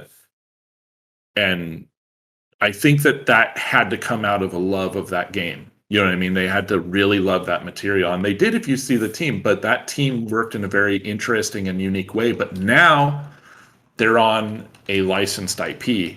The team is bigger, things are coming out, and the criticism now against them is much, much greater than it was before. And now people are like, oh, yeah, well, they aren't going to be able to handle that IP, or, oh, they're just doing more of the same, or, oh, it's this. And none of that was there before people were hopeful. You really kind of get one successful game before everybody turns on you. And that happened with CD Projekt Red. So Witcher 1 was pretty popular, Witcher 2 was pretty popular, Witcher 3 became a mainstream major success. Then they wanted to do Cyberpunk, a different licensed IP. They had some very lofty expectations that they put out there. They were never going to hit all of them, but they given enough time, could have hit a lot of them. They didn't. And so whether the game is good depends on who you ask. The main thing I will say for the uninitiated is they said that you would really be able to affect a lot of the storyline and have a lot of branching paths, and you just generally don't. You do at the very beginning and you do at the very end, and that's it. But they created and finished a game. They got it out there with a lot of pressure from investors and publisher and stuff like that. And that game could have, like I was saying to you before, Moose, it could have cured cancer, right? And people still would have hated it because they were too successful now. And the kind of gaming zeitgeist now turns on anybody who is really successful, because they're like, oh, now you're the big, oh, people expect that you're going to make good things. You're not that good. And they just eat them alive. It happens to all the big name studios, so it feels like half the time when people are going to indie studios, they're trying to run from all of that. They're trying to run from big business, but they're also trying to run from these expectations of fans who have decided that nothing is good enough now. You'll never, and the same people who decide nothing is good enough then complain that they're not getting anything from these people anymore when they stop making that stuff because they're sick of hearing people's bullcrap. So it's a tough thing to get in. You're a kid, right? Pretend you're a kid. We're all kids at heart, right? And you're like, man, I love video games. I want to make these video games. Maybe you want to program, maybe you want to do music for them or whatever. And you're like, I want to be creative. I want to design this game. By the time you make it in the industry, it takes a lot to still remain any part of that person who wanted to make games for those reasons. And not just become a person who's like, it's a paycheck, dude. I just need to get paid. I've got a mortgage. If you're lucky, I don't even own a house. If I didn't live in Southern California, I'd own like 3 houses. but like it puts you through the ringer on so many sides. It's amazing, like I said, that we can even talk about what makes a good game. And as opposed to, remember when people bothered to make games and thought that was worth their time and effort and stress? So there you go. So there's a lot I want to touch on there, but I think I'm going to start with for people that do want to get into games. I can think of off the top of my head, Sam Peterson. He has never made a game before, but he wants to try. He wants to try making like something with some turn-based combat stuff, some world exploration. But he doesn't really have an idea of how much effort this is going to take. And so every time I talk to him, he's like, I'm going to add this new thing also on top of it. I'm like, scope creep. So how do you actually what words of warning or even on the other end, encouragement or support would you offer to people that haven't had any experience with making games, want to dip their toes in? In regards to just what to do, or regards to scope creep? Because where'd the scope creep factor in? Creep was because every time I talk to him, he says, also, we're going to do another thing on top of that. Oh, and right. He hasn't even started doing any of it yet. Yeah, probably don't do that too much. But that's the easy answer. Really, I think that just like I said, boiling down to what you really want to get out of the experience is going to be the first thing. Which is okay. You want to make like a turn-based combat kind of thing. What is that going to be, and define at least loosely some type of endpoint for that, so you know what your initial scope is going to be. And a mistake that people make with games is the same ones they do with comics, where they're like, I'm really inspired to make a comic. I'm going to make the ultimate story and the best comic anyone has ever read with 1 million characters and 1 million storylines, and then it never gets finished because it's just never good enough and it never meets that expectation. You don't have to make like a single room video game. You know what I mean?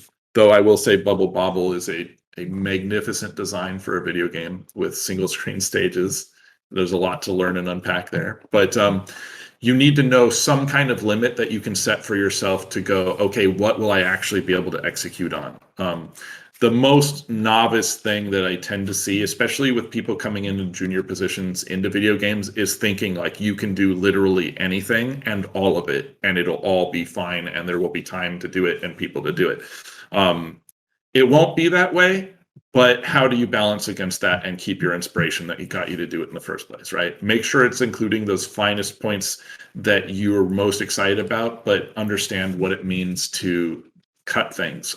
People make jokes about Duke Nukem Forever for a reason. The guy in charge of that kept adding every new cool thing he thought he saw that should go in that, and that's beyond scope creep. It's just impossible. When people are starting out with a game, there's two things I usually say. One, pay attention to what you actually want to accomplish and don't just throw the kitchen sink and everything else in there. But two, understand that there are ways games are made, and you can discuss those with people like myself and other people, but don't be afraid to explore a new way to do it, because finding what works for you is how we also discover the next big way to make something. You know what I mean? Like, oh, I use this program instead, or oh, I organized it this way, or blah, blah, blah, blah, blah. So while getting familiar with that, don't lock yourself into the prison of going, well, I do it this way because this is the way it is done. Like, I think that's dangerous. And that actually kills that passion that starts that project when you begin. Like, a lot of what I'm doing with the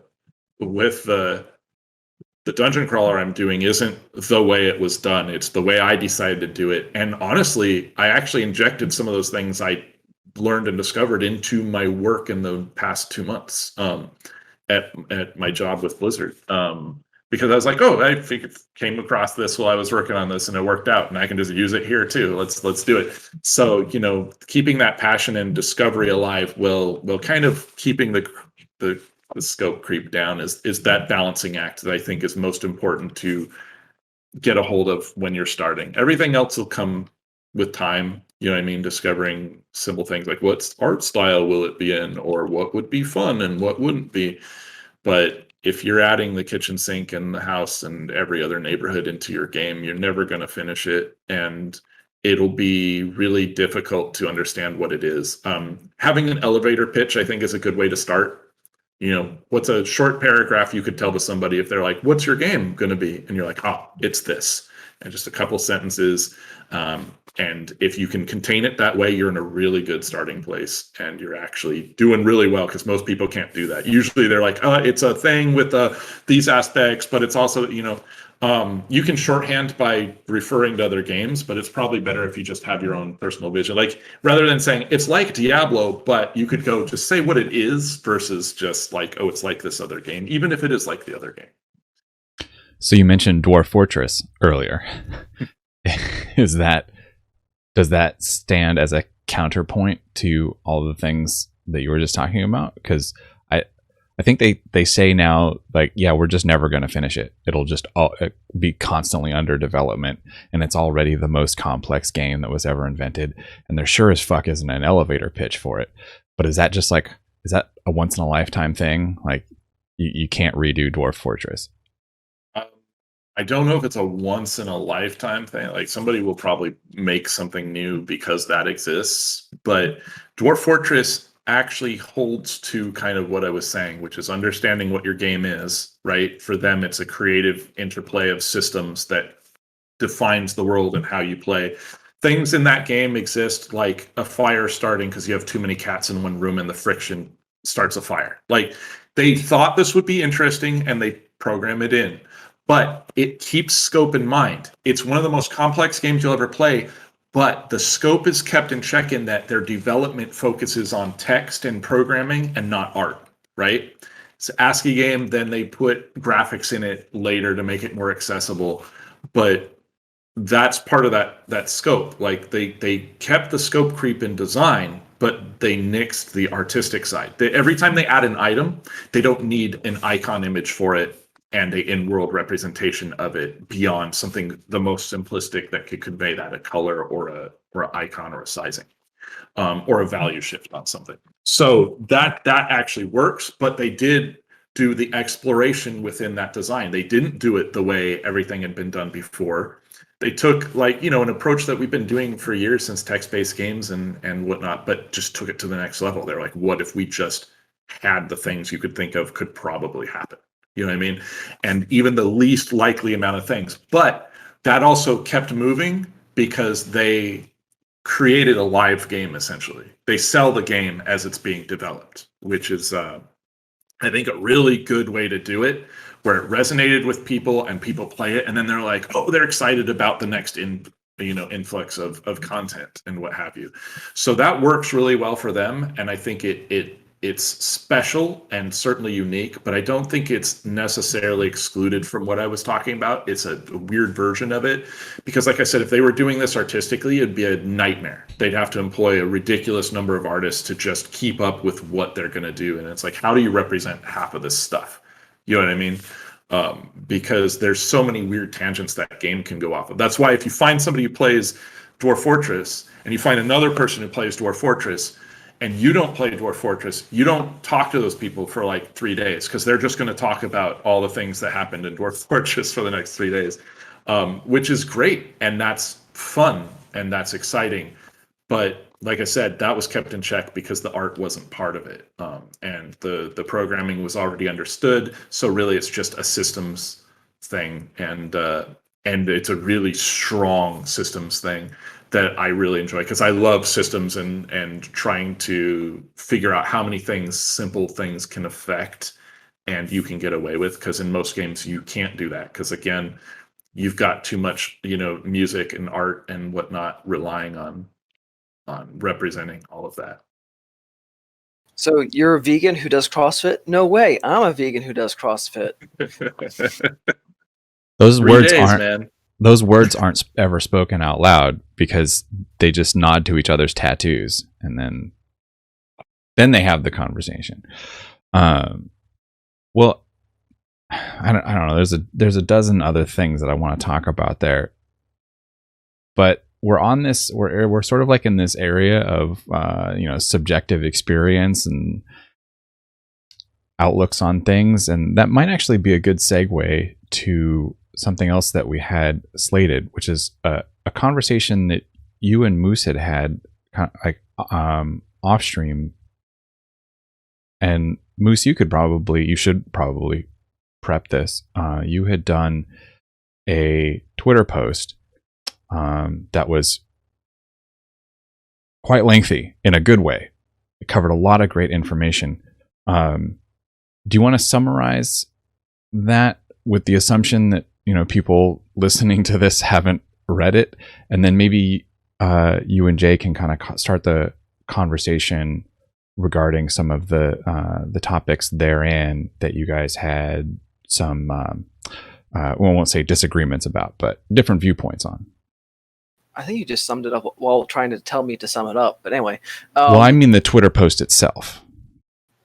So it was basically advice on a myriad of topics in regard to doing either freelance work or being self-employed and working for yourself independently, ranging from how you should charge, how you can figure out how much you should charge, what to do in order to get yourself noticed, and all these things. It was close to 69 posts, and I stopped just short of that just so I wouldn't have a wall of people replying, nice. And I've had thoughts that would follow up, but I've been holding off just so I don't have to And if I do, I'm gonna like add 2 more tweets just so it's around 70. Anyway, so at one point, Jay retweeted, and I do appreciate the retweet, with a quote of saying something along the lines of, he agrees with most of what was said in there, or he can vouch for most of what's said in there. And I was curious, for just for discussion's sake, what were the parts that he did not necessarily agree with or couldn't vouch for? Because that's more interesting than just going through the list of all the things that he did agree with. Yeah, and I believe I hit on that when it comes to people's kind of position in freelance work, it sometimes is very situational for me. That's why I don't give like concrete statements. And so it wasn't like I really disagreed with anything specifically. It was just simply like, I can't say to someone, absolutely, if you move to this price point, you as an individual will get work if you do this. Because what we're looking at is information that we can convey to people that's useful to them, that overall is way more successful than it is not successful. So like, for example, when you're like, hey, if you're going and giving an opening for commissions, you're like, I'm open for 10 slots of commissions, and in 2 hours those 10 slots are filled, you may want to consider raising your prices, because your price is at a point where nobody's really questioning it, and it's the demand is there. So why not even those up and make your work more worthwhile to yourself? That's an excellent thing to say. But what increment, and in what way depends on the individual and what their setup for accepting commissions would be. And it suddenly becomes this other 70 post, Twitter post to cover all your bases. And I get weird about that, because I always feel like I have to cover all my bases, because anytime I speak, then I immediately hear the like 5 people going, well, actually, and I'm like, yeah, but you know what I'm saying. You were having a bad faith discussion, right? And I don't appreciate that. That's why, like I was saying, when people put information out like you did with your posts on Twitter, I appreciate it, and it takes a lot of guts to do it, because there's going to be a lot of people who want to fight something just to sound like the smartest person in the Twitter room. And that gets old fast, but shouldn't stop people from posting things that will help other people if you genuinely want to help them. When I post things to help people, it's a little less direct and lengthy, just because I'm like, I know I won't survive the fallout from this, no matter which way it goes. I don't have the heart for it. I just can't do it. But I try. And that's why I was like, well, this is a great post, and it was great to see it get traction.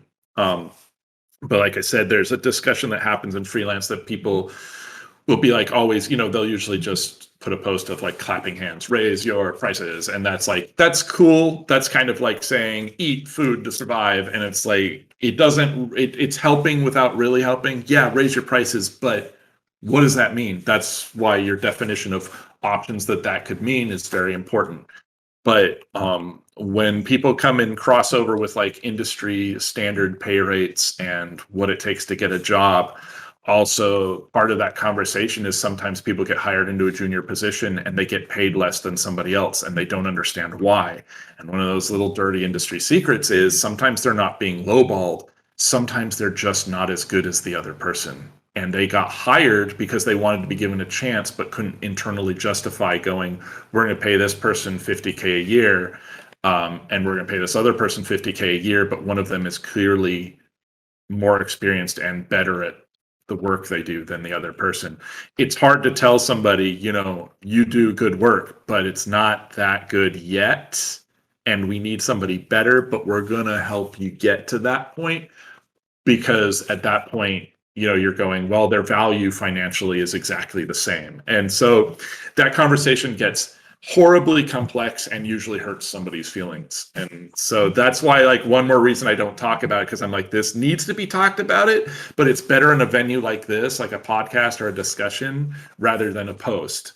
So I can vouch for most of it, but part of why I said I can't vouch for all of it too is simply I haven't been in those situations, or I haven't worked for those companies. I raised my prices multiple times when I was freelancing, and honestly, I raised them to points now where people would be like, don't charge that low.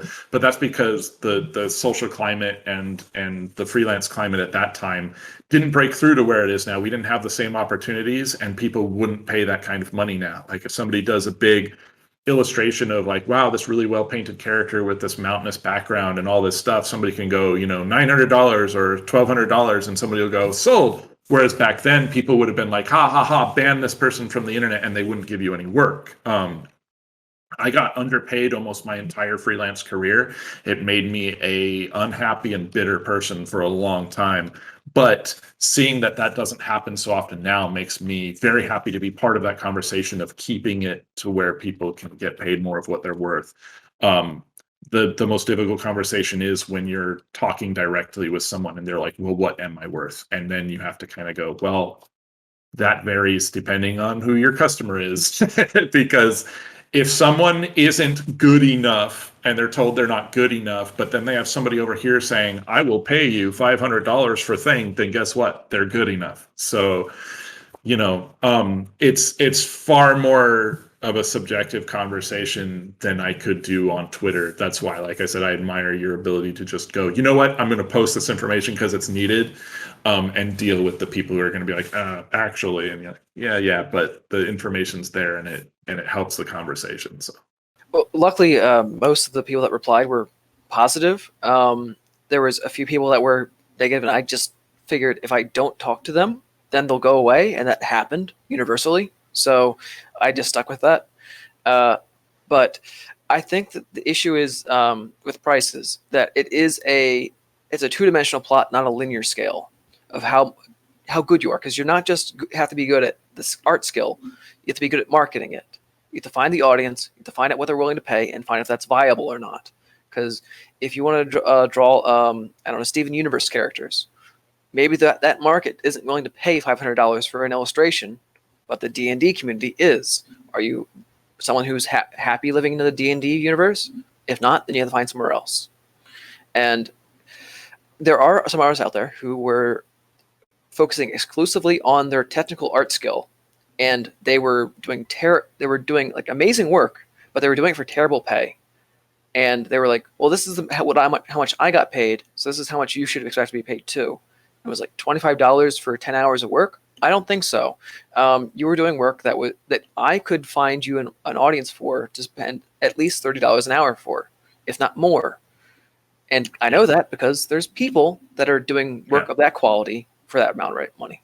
Yeah, and unfortunately, there's a lot of gatekeeping that'll happen too, where if somebody would be like, well, I only got 50 for that, and I'm better than you, so like clearly you're charging too much. It's like, no, you should charge what you can reasonably get for your work. And if somebody who's better than you, which again is subjective as hell anyways, because half the time better is determined more by the subjects they're painting than even how they're painting it or something anyways. Like somebody, oh, it's a bikini clad character, oh, they're way better than this person who painted this whole scene. It's like, no, they just wanted to see somebody in a bikini half the time, honestly. And so, looking at those factors, you've got to find the median.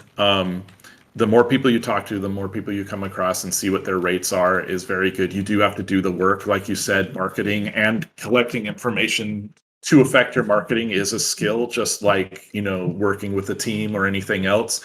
Doing art is one skill, but doing art for a living is a whole bunch of skills combined. And if you get good enough, you can hire people to have those other skills and do them for you. But there's a lot of space between point A and point Z there. So something to consider. But yeah, like it's hard sometimes when people are like, well, this person I idolize only makes this much, and it's like, yeah, but they're underselling themselves, and they'll never say that, and other people won't say that because they don't want the secret to come out because they don't want to have to pay more for that person's work. And then you get situations where, artists get away with, is the term you usually hear, like they're getting away with something when they're charging like 10,000 or more for a single commission that's very basic.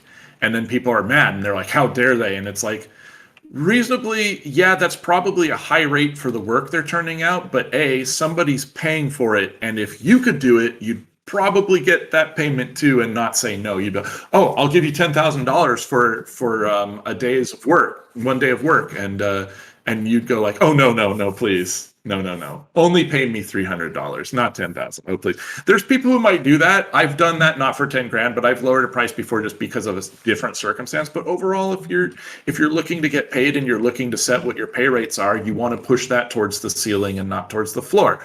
But it's scary because people know there's a point at which if they charge too much, they won't get customers. And that is based off not just their marketing skill, but also what they draw or paint, and also how they draw and paint. And nobody wants to be told, yeah, you're not worth $300, but this other person is. But sometimes that's how it feels. But then they realize, oh, it wasn't about my work or my price. It was about nobody knows that I do this artwork and there's no visibility and I haven't been putting my time in on Instagram or, wherever, or I haven't been streaming and talking about commissions on Twitch, because people love seeing their commissions being worked on Twitch, for example. You've got to find what works for you and understand that part of making that higher amount is sometimes putting a little more effort in outside of the art as well as with the art. But I've discussed that with people one-on-one plenty of times and found solutions. The broad stroke is still going to be that you've got to push that limit. And if you're starting to feel comfortable with what you're making, and like you said, your customers are coming in pretty regularly, it's probably time to just go, I need to push this up. And not by like $5. Like that, not like something that you don't. If you play World of Warcraft and you get a drop and the weapon says it's 0.01% more damage than your previous sword, nobody's going to care. If you charge $2 more than you used to, you're not going to see a difference. It's just not going to matter. You need to do substantial amounts that can affect your lifestyle and make it more worth it. So you're not doing what I used to have to do, which is sitting down and going, wow, I have a pile of commissions to do. I can do them all and they'll turn out great. But at the end of the day, if I went and worked at the grocery store, I'd be more sane and make almost about the same amount of money. And then I could spend my spare time doing art for me, which when you're doing commissions all the time, you're not getting to do. So you're buying yourself peace of mind, you're buying financial security, and you're also buying yourself time to do your own work. Why are you getting so good at art if you're just going to do it only for other people and what they want you to do? It's just a good choice to do the scary, frightening thing and try and push your rates higher and try and get yourself into a position where you're making something that you feel is worth it, or way more worth the time you're putting into it. And I think another part that you mentioned there was the $8,000 commission. To some people, that's nothing. Yeah. That's like what they would spend on a shirt if they were feeling like they were bored and they want to go shopping. And we can't relate to that. Well, at least I can't. I spend $30 on a shirt, and I feel like, did I really need to spend that? I'd be just as comfortable wearing a plain white T-shirt for $2 from Hanes or whatever. But there is an audience out there that's substantially larger than you might think that can drop $10,000 on a day and just say, that was neat. That person got to perform their magic for me. Yeah, it's it varies day to day too, because it's not like there's a singular pool of people who are buying commissions and it never changes. People leave that pool and enter that pool, and people get financial windfalls and go, I can finally get the art I always wanted from this person. You never really know what you're dealing with. I've heard it discussed before, and I was actually in this position too, where it's like, well, when you charge a lot more, you're also locking certain people out of being able to get commissions from you, and it feels bad. And it's like, yeah, but you're balancing that as a personal decision versus what you should be making for your job. Because at that point, if you were like, oh, I'm running a taco shop, I'm selling tacos, my tacos are $2, they're pretty sizable. I need to move this to $3 though, because the cost of meat's gone up, and also I like having money. And you do that, and then like two of your regulars are like, well, I can't afford a $3 taco, I can only afford a $2. You aren't going to start going, well, never mind, I'm just going to only sell these for $2 forever. It's just an unfortunate circumstance. And if they really care about supporting you or your work, they'll have to understand. And if they're a regular, you can figure something out if you really want to, but you have to look overall at your finances. As some people link their personal worth to it. They're like, oh, I have imposter syndrome. I don't think I'm worth this much. It's like, well, yeah, find a way to get past it. You can have imposter syndrome and you can deal with that, but you do need to deal with it then and understand you need to get yourself into a position where you can get paid regardless of how you feel about your work if you're going to stay and support yourself off of that. Otherwise, you're going to drive yourself crazy and you're physically going to fall apart from the amount of work you're doing for almost nothing. And then you'll be like, why do other people I talk to, they have a car and they have a comfortable place, they aren't crying themselves to sleep at night because they're so broke. The other side of that too is if you feel that you haven't developed your art enough to get into the price range that you want to be, it's not a failure to get a different job and work on your art and then come back to art as a job. And that gets talked about sometimes, but it gets talked about as this weird space, like, oh, you failed. Like, I failed at art, but I'll go back to it. It's like, you didn't fail at anything, dude. The market's crazy and art's crazy and it's super saturated. Visibility is hard to get. And if you're like, oh, I really just want to focus on my art and not have to do work for other people and stress about it, but I need to make money. Sometimes, I've had friends who were like, well, I went and got a different job and then my art just improved because I was able to just focus on it outside of that job. Yeah, you're going to be tired from the job, but that's just how it goes. Like, I hate to break it to you, unless you're really lucky, you're going to always have to work some way or another. So, you'll have to figure that part out, but it's not a failure to go like, I'm going to focus on my art on my own and do something else for a living. And I've known people who liked that so much, they just ended up getting a different job that supported that lifestyle and just did art as a hobby. And people are like, are you doing it as a hobby? You're insane. And they're like, yeah, but I don't want to give this up. I don't want this to be my income because I'm happier this way. But you could go back, make it your income, and you're like, yeah, I'm worth this much. And people will be like, okay, I want to pay that for the thing that you're doing, D&D art, pinups, whatever you're doing, however you're doing it, Also outside of that is certain subject matters sell better than other subject matters, and you just need to be aware of that. It's an unfortunate truth that the thing you like to spend your time drawing may not be what the overall majority of people are interested in looking at. And at that point, I'd say you've got to make the choice. Do you want to just get so good at it that people don't care and it creates, the demand for your market, or do you want to adjust it or whatever? But that's more your personal satisfaction out of your work than what you're making financially from it. And I think it's more like a time effectiveness issue when you're thinking about getting a job to pay. You could work for $2 an hour drawing. Yeah. Or you could get, $15 to $20 an hour doing whatever that part-time job is, or full-time. And then when you're home, you can dedicate that time explicitly to improving your art skill rather than trying to fulfill orders that would basically be playing in your safe zone over and over again, and just hoping that eventually will become easier somehow, rather than studying.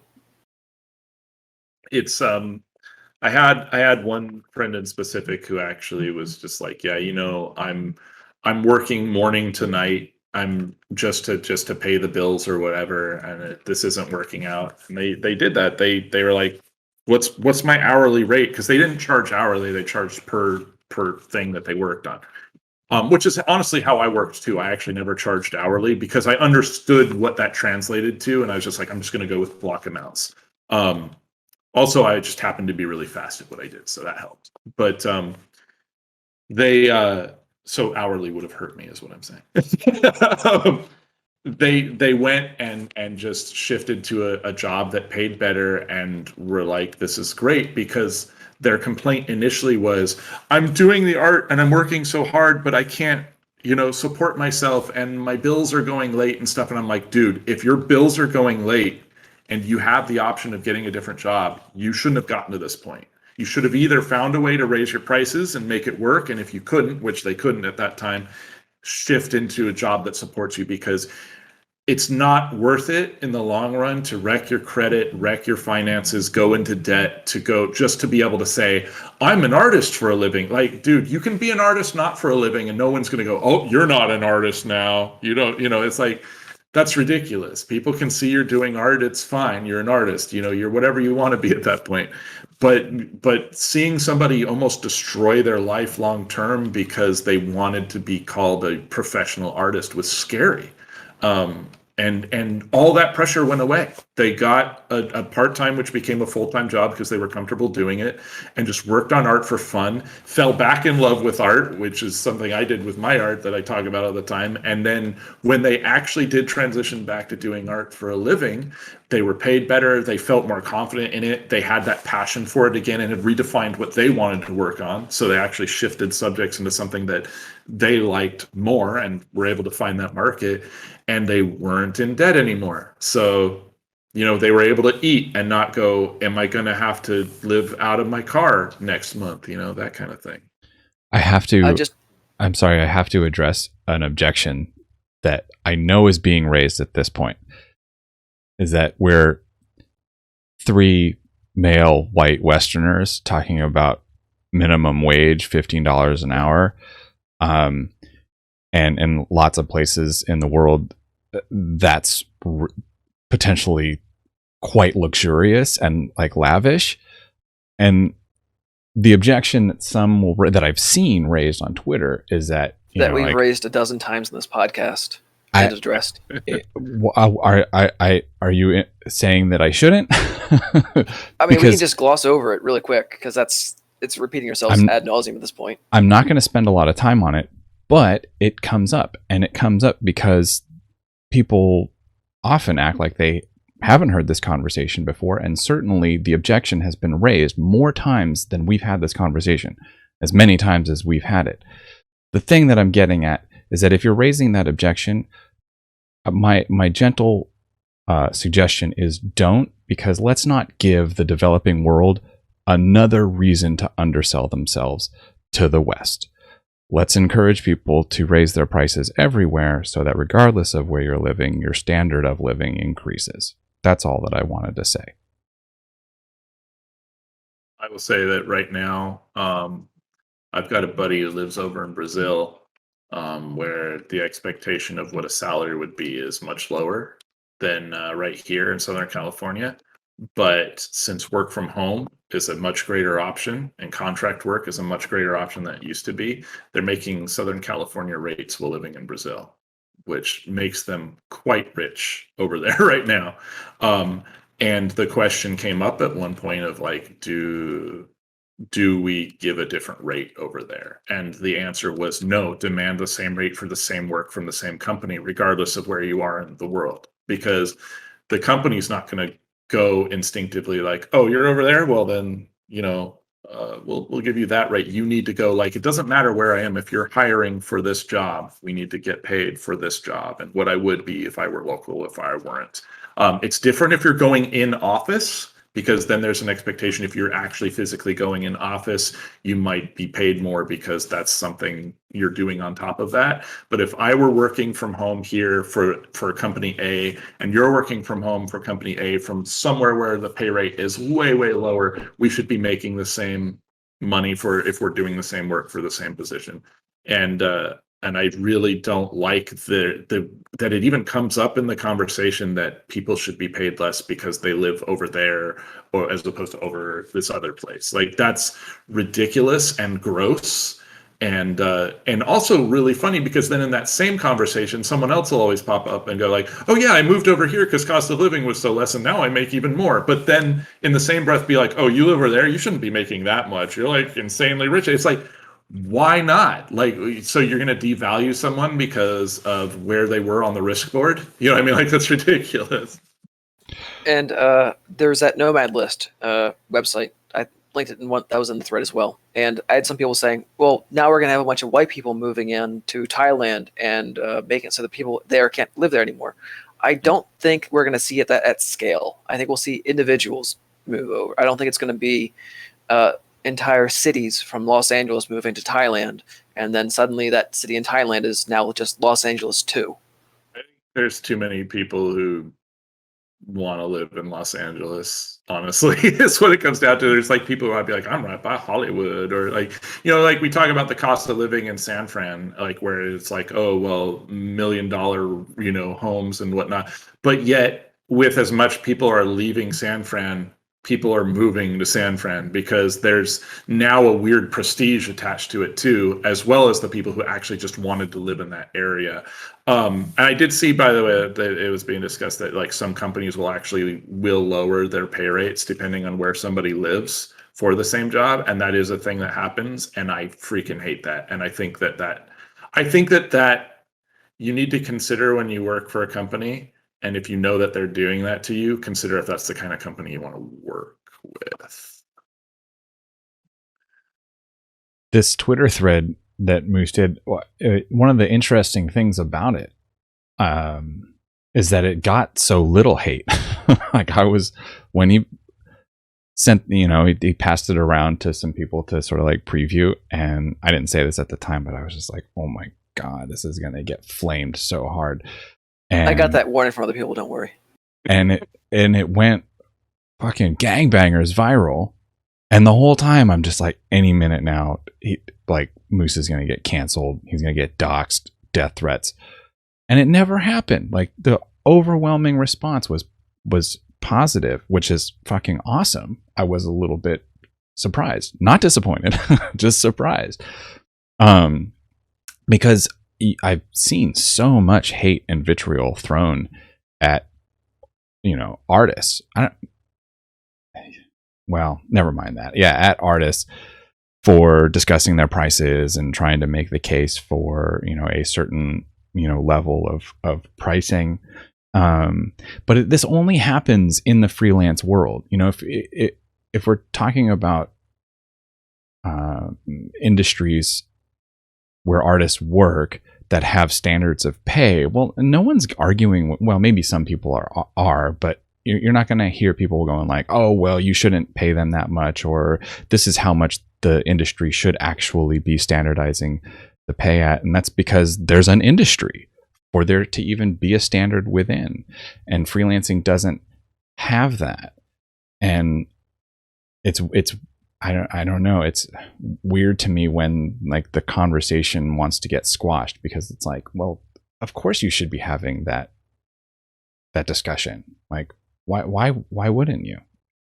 I wasn't going anywhere necessarily with that. No, that's good. That conversation happens very differently within the industry. You'll see it pop up on Twitter sometimes, where people are like, well, these companies pay this rate and these companies pay this rate, and we should be pushing towards the top because certain companies are starting to lowball where they didn't before, and so on and so forth. But like you said, there is still like inherently within the industry, the conversation is what is the industry standard, whereas with freelance, there is no conversation of what is the industry standard. I think a lot of old guard people too really liked to gatekeep stuff, and new school people do it too sometimes. But in freelance, they were just like, well, this is how it is, and this is how it was for me, and no one should have it better because I had to deal with this. So if you don't have to deal with this, how do I validate what I dealt with? And that's a gross attitude, but it's a real attitude. And you'll get that in the industry sometimes, but it's way more prominent in freelance, where people kind of still treat it like the Wild West. And it's like, well, if I say something is fact and I'm a freelancer, people might think it's actually real, and those are a lot of Twitter posts you get sometimes. And those get a lot more hate than the one Moose posted, because it's hard to argue when Moose posts a whole bunch of things of like, you should treat people better and pay people better, and you should protect your investment of time and effort better, and here's some avenues to do that and people to talk to about that. It's hard to look good when you're like, no, it's like, it's kind of universally like, hey, we should feed people, right? And it's like, no, people should starve. It's like, no, that's not a good look. So part of it, I think, is people don't want to signal that they're actually the dicks that they are sometimes. But the other hand of that is it's just solid information coming from a solid place for people who need it. And it's a discussion that, even though it doesn't happen that often, people know needs to happen, which is what would an industry standard for freelance look like, or at least some kind of what is the lowest floor we should be considering for an expectation of work and ability. Because people more and more are like, I want to live freelance because I want to be my own boss.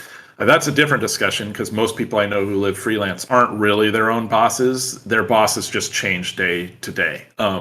They're like, oh, I can make my own schedule. I can do whatever I want. I'm like, then why are you working all the time? And you're like, I can't hang out because I've got to do this. And then you're like, oh, and this person wanted that, and then I need to do these changes. It's like, it's the same thing. It's just more comfortable for you to do it this way, and you can say no to people easier. Because like if I get assigned something at work, I can say no, but depending on the conversation, I might get, a reaction gif of a whole bunch of people laughing or something, because they're like, that's not going to be a thing you say no to. Whereas in freelance, I had rotten clients and I was able to tell them to go to hell, and that was the end of that. But it's a conversation that needs to constantly happen. There will be a refresh point in a month where people will think that the post from Moose has never happened and it's never been talked about before, and we'll have to go through all of this again. It's like a Groundhog Day of information, but you're hoping each time another particle of it sticks around until we've built more confidence in people to understand what it means to protect yourself, to make a livable wage as a freelancer, and not feel ashamed if you're making good money. Because for some reason people go, oh, you work as a concept artist or illustrator in the industry, oh, you're not making enough. But then when freelancers are like, oh, I made, a couple grand this month, they're like, oh, then you made enough. You don't need more money. Like, why should I pay a high amount? You're already rich. And it's weird because people won't treat industry people that way. Well, they do, but not as much. But it's the moment that a freelancer is successful, it's like when people were talking to a band and telling them, oh, you sold out because you got the record deal that you always wanted. And it's like, that's not selling out. It's called making a living doing the thing that you wanted to do, which you set out to do when you started doing that thing. Which is why I always want to repeat these things, even as Moose rolls his eyes at them, because it's, oh, and just in time he cut out so I can talk about this while he's gone.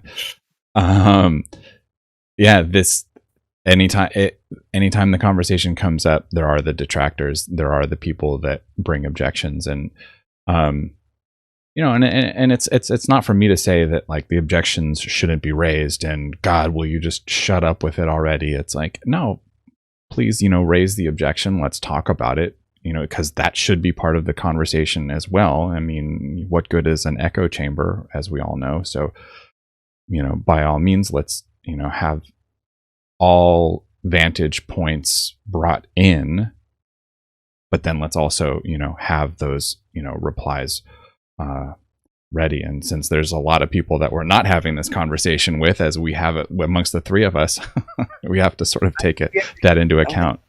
With them last time, actually. What's that? A little bit.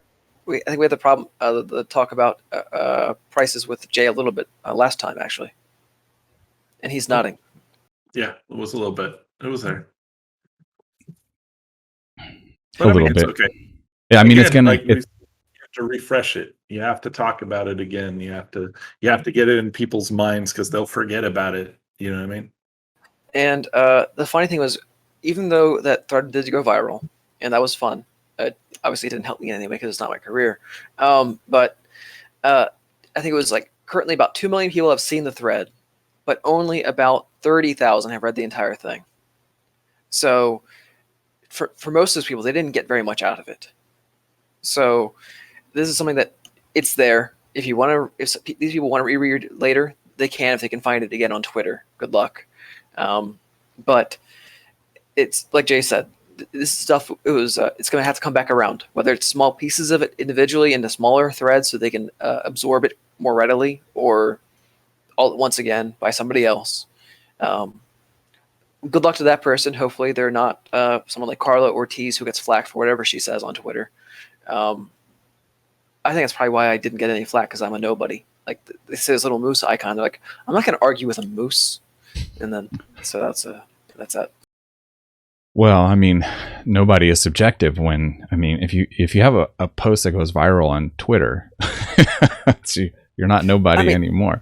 That was expending a lot of social capital, though. Like I reached out to a ton of people before it went live and said, hey, I'm writing this. Would you mind reading it? Let me know what you think. And if you agree with it, would you mind retweeting it tomorrow when I post it live? And then I'll, for the first time ever, make use of the social media support sections of all the Discord channels and be like, all right, post it here, retweet, like, comment if you'd like.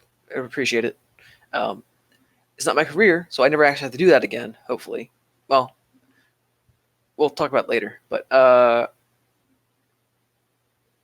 as far as this goes, that was me using up all the capital I'd gained over the past 5 years by helping people. So that was me asking for a little bit of help for the first time ever. So maybe that contributed to the initial burst of retweets from people that I had been supporting, and then now they had to find a chance to support me in doing something.